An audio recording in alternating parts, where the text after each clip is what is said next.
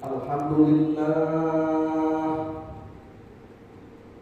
alhamdulillahilladzi arsala rasulahu bil huda wa dinil haqq.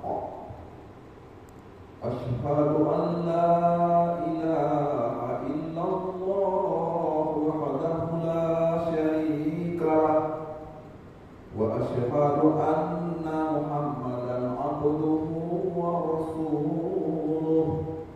Allahumma shalli ala sayyidina Muhammad wa ala ali sayyidina Muhammad.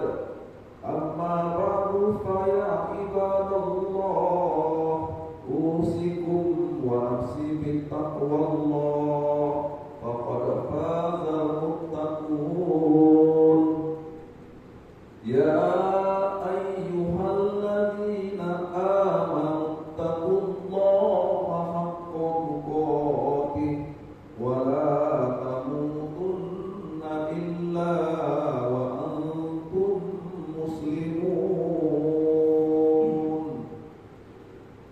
Ma'asyiral muslimin, sidang Jumat rahimakumullah. Mari kita bersyukur kepada Allah atas rahmat dan nikmatnya Allah berikan kepada kita semua, nikmat iman, nikmat Islam, nikmat kesehatan, nikmat kekuatan.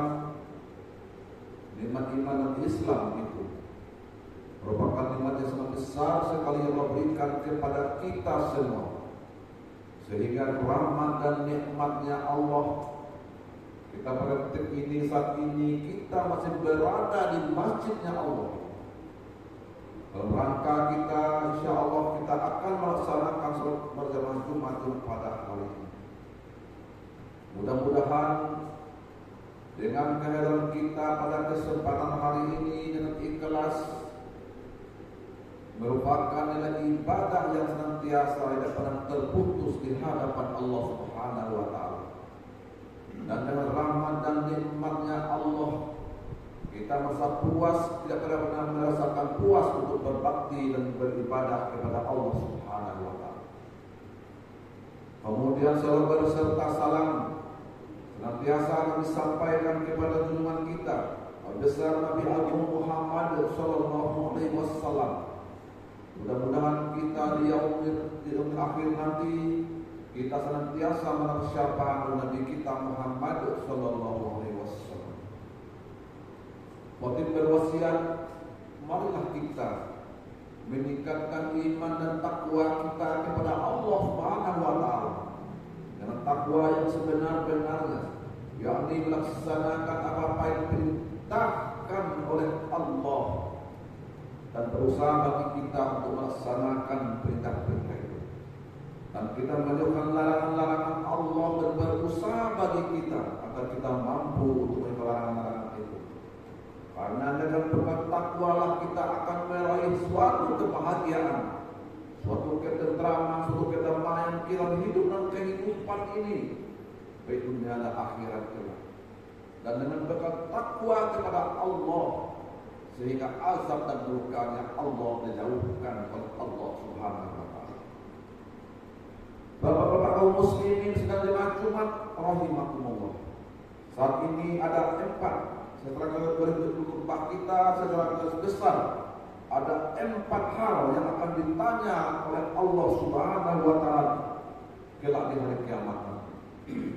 Langsung hadis yang berbunyi, Rasulullah SAW bersabda, "La tazulu qadama abdi yawmal qiyamah hatta yus'ala an arba'in fisal, an umrihi fima afna, wa an shababihi fima aflaq, wa an malihi min aina aktasabahu, wa fima anfaqah, wa an ilmihi maza amila fi." Artinya, pada hari kiamat kedua kaki hamba tidak akan berinjak sehingga ditanya kepadanya tentang 4 hal, tentang 4 perkara, Tentang 4 bagian yang ditanyakan oleh Allah di akhirat nanti. Yang pertama tentang usianya untuk apa dihabiskan. Tentang umur kita ini untuk apa dihabiskan. Tentang masa mudanya untuk apa dipergunakan. Tentang hartanya dari mana didapatkan dan kemana dibelanjakan. Dan tentang hal ilmu kemana diamalkan. Maka pada kesempatan hari ini kita masalah umur. Umur yang diberikan oleh Allah, bagaimana kita pergunakan umur ini? Karena umur ini merupakan nikmat Allah yang sangat besar sekali, yang diberikan oleh Allah kepada kita sehingga kita ada detik ini, sehingga kita saat ini kita masih dihidupkan oleh Allah Subhanahu wa Ta'ala. Dengan umur yang diciptakan diberikan oleh Allah kepada kita, sejauh mana umur itu yang kita lakukan, sejauh mana kebaikan yang kita lakukan, sejauh mana keburukan yang kita lakukan dalam hidup dan kehidupan itu dengan umur yang diberikan oleh Allah Subhanahu wa Ta'ala. Tentu kita harus berpikir tentang masing-masing, karena Allah Subhanahu wa Ta'ala itu senantiasa memandang kita dan kita mengawasi kita apapun yang kita lakukan dalam kehidupan kita. Dengan umur yang diciptakan oleh Allah, hendaklah kita senantiasa untuk melakukan suatu kebaikan yang baik, suatu kebaikan yang disenangi oleh Allah Subhanahu wa Ta'ala. Yang sampai umur yang ada pada kita ini kita senantiasa melakukan kemaksiatan yang dilarang oleh Allah Subhanahu wa Ta'ala. Maka untuk itu dalam umur ini yang diberikan oleh Allah kepada kita, hendaklah kita melakukan suatu perbuatan yang baik, suatu perbuatan yang disenangi oleh Allah Subhanahu wa Ta'ala. Sebagaimana Allah berfirman, "Wala tulqu bi aydikum ila tahlukah wa ahsinu innallaha yuhibbul muhsinin." Dan janganlah membiarkan dirimu terbenam kepada kebinasaan, dan berbuat baiklah, sesungguhnya Allah sangat mencintai orang-orang yang berbuat baik. Semakin banyak kita berbuat baik, semakin senang Allah dengan kita. Maka untuk itu, dengan umur yang diberikan Allah kepada kita ini, dan sampai umur yang kita diberikan oleh Allah kepada kita, kita senantiasa sengaja untuk mensalimi diri kita sendiri. Artinya kita melakukan kemaksiatan, kita melakukan perbuatan yang haram yang dibenci oleh Allah. Kita melakukan dosa-dosa dalam kehidupan ini, karena dosa merupakan racun yang sangat berbahaya, yang mampu untuk merusakkan jiwa dan agama kita. Karena dalam umur ini hendaklah kita senantiasa mempergunakan umur kita ini dengan sebaik-baiknya, agar umur kita senantiasa barakah dalam hidup dan kehidupan dunia ini. Berkahnya bukan di dunia saja, tetapi umur itu juga berkah di akhirat nanti. Bapak-bapak kaum muslimin sedang dirahmati rahimakumullah. Yang kedua, masa muda.